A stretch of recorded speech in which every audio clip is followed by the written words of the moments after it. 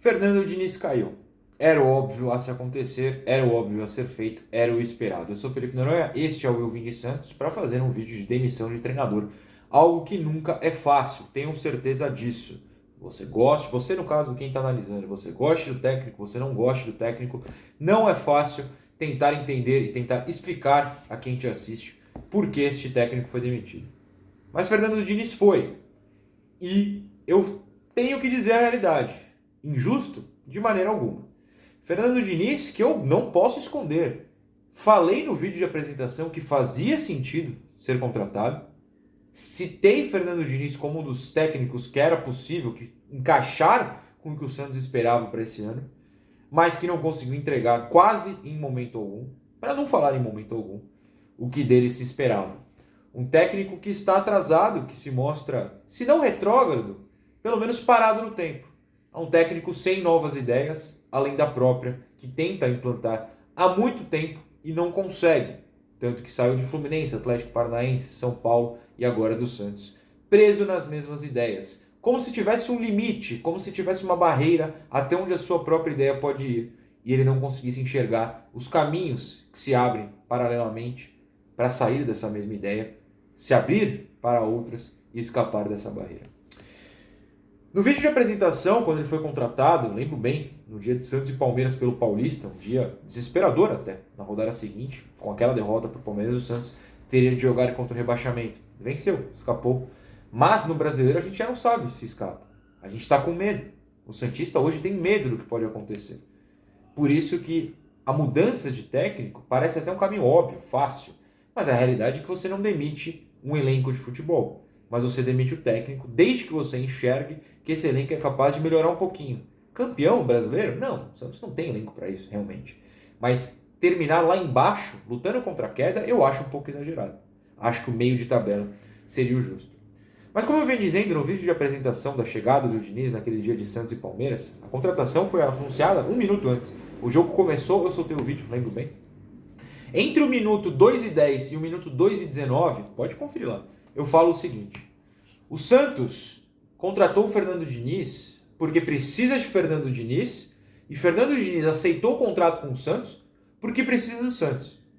E aí eu fui justificar. E repito aqui, com um resumo. O Santos, quebrado como segue, precisava de um técnico que gostaria que pudesse se reconstruir. Abalado perante a todos, mídia, torcida, enfim, todos que gostam de futebol, por trabalhos fracos, mas sim que se enxergava alguma ideia positiva, mas que nunca conseguia entregar essa ideia por completo. Então ele podia topar por um valor menor, o que de fato aconteceu, por exemplo, ele ganhava menos do que o Roman.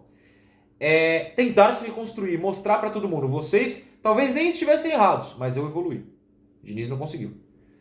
E o Santos precisava dele porque o Santos só conseguiria contratar um técnico que topasse se reconstruir, que topasse mudar de ideia, que topasse mudar o patamar do Santos dentro das limitações do Santos. Não iam chegar muitas contratações, reforços. Os trabalhos seriam difíceis, né? Tentar render um elenco que vinha traumatizado de uma fase do Roland, quase caiu no Paulista, é inegável, uma eliminação de Libertadores. Um precisava do outro. Para dar certo, eles tinham que aceitar isso e fazer o que o outro pedia.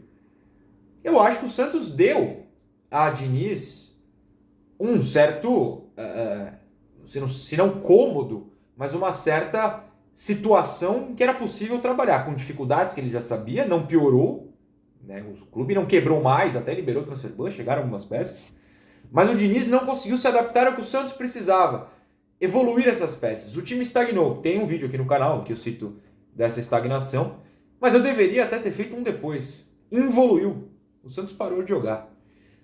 O momento que o Santos mais preocupou o torcedor em relação ao que estava jogando aos adversários que estavam pela frente foi, curiosamente, o melhor momento desse Santos de Diniz. Atlético Mineiro, Fluminense, São Paulo, Grêmio e Atlético Paranaense que venceu também. O Fluminense perdeu, mas jogando bem. Os outros jogos não perdeu, empatou com o Grêmio igual os outros. Mas o que ele fez lá, contra o Galo, contra-ataque, contra o São Paulo, pressão na saída de bola, não gol em posse, ele desistiu. Ele simplesmente não enxergou como contra-ataque e gol em pressão. Ele enxergou como foi posse. Tínhamos a posse e criamos o gol assim. Dominamos times supostamente melhores ou mais engenheirados, que seja. Isso não foi verdade. Só que ao se negar a enxergar que foi com outras ideias que ele conseguiu tais resultados, ele não conseguiu se adaptar à Juventude, se adaptar ao Atlético Goianiense, se adaptar ao América Mineiro, se adaptar à Sport, se adaptar a Libertad, se adaptar a mais essa sequência pavorosa de jogos.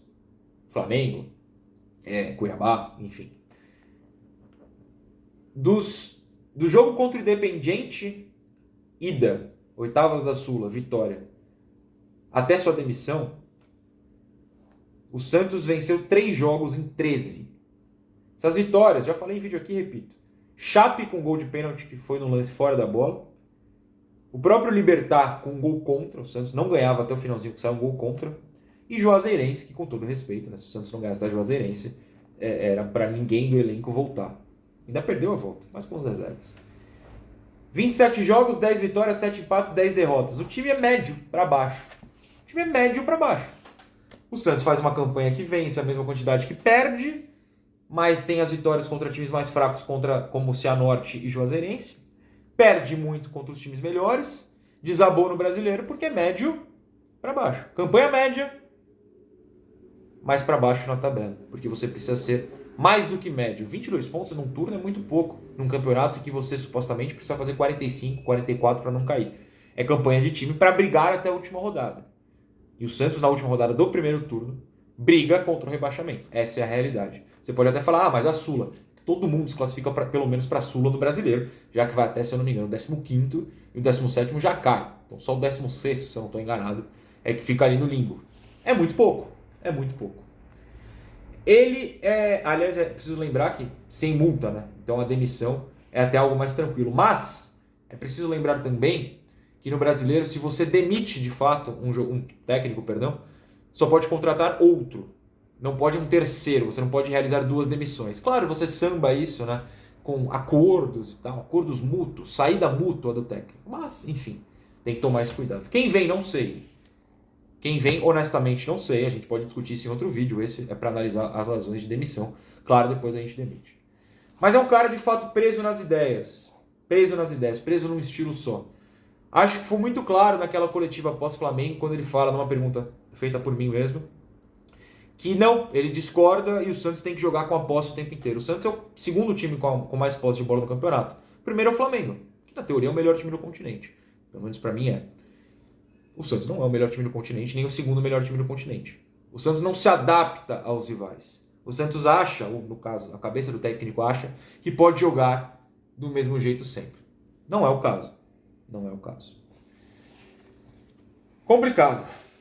Ele não se adaptou, ele não mostrou algo que a gente sempre pede no canal. Eu não posso ser hipócrita de esconder isso, ou de falar que mudei. Não, sempre falei. Pra mim, você se adapta ao rival. O Flamengo vai te amassar. Adapta, recua, contra-ataque. O Cuiabá, você precisa amassar. Mete mais cara na frente, joga num 2-3-5, como jogou em 2019, e tenta ter uma movimentação constante lá na frente. 8 caras lá na beira da área. Tenta, ajusta a zaga. Nunca ajustou a zaga. Sempre a zaga acima da linha do meio campo, tomando bola nas costas todo jogo. Nunca mudou, nunca se adaptou. Me parece que nunca estudou os rivais, o que é extremamente preocupante. Naquela mesma coletiva, na mesma resposta, ele fala que ele é pago para desenvolver os jovens. O Ângelo está esperando até agora. O Pirani, concordo, o Pirani virou titular. Mesmo assim, ele sempre tirava no segundo tempo. Sempre foi a primeira opção de substituição. Que outro foi desenvolvido? Os zagueiros, que era o Kaique, 17 anos, virou reserva até o Luan Pérez sair. Os outros, Palha e Robson, só entraram no desespero, quando tanto o Kaique quanto o Luiz Felipe se lesionaram. Ele merecia ser testado com as contratações? Cara, eu acho que sim, mas há um limite para isso. Você não utilizou todas as peças que já vinham chegado. O Boza mal viu a cor do campo. Você pode falar, mas o Boza tá... Mas chegaram peças e ele mal testou em campo. O Moraes chegou a ganhar a posição, perdeu de novo pro Felipe Jonathan. O Zanocelo não vê o campo. Os que chegaram agora vão ver o campo? Ou veriam o campo se ficasse com o Diniz? Não sei, eu não sei. Porque a gente não sabe mais se ele iria mudar as suas convicções. O Marcos Guilherme joga de goleiro, mas não sai do time. E nem é culpa dele. Eu sempre falo, o Marcos Guilherme não joga na própria posição, fica difícil. São sempre as mesmas peças utilizadas. O elenco é tão curto assim que ele não consegue ser criativo? Não sei, acho que não. Meu Deus, derrubei meu caderno aqui. Então eu digo, melhor ele não ter essa chance com essas contratações, desde que se contrate um técnico que seja capaz de colocá-las para jogar da maneira certa. Hoje, o técnico não consegue nem as peças que ele já tem. Quanto tempo demoraria para as peças que ainda não estrearam? Então eu entendo como correta essa demissão. E agora a gente vai ter que discutir as opções.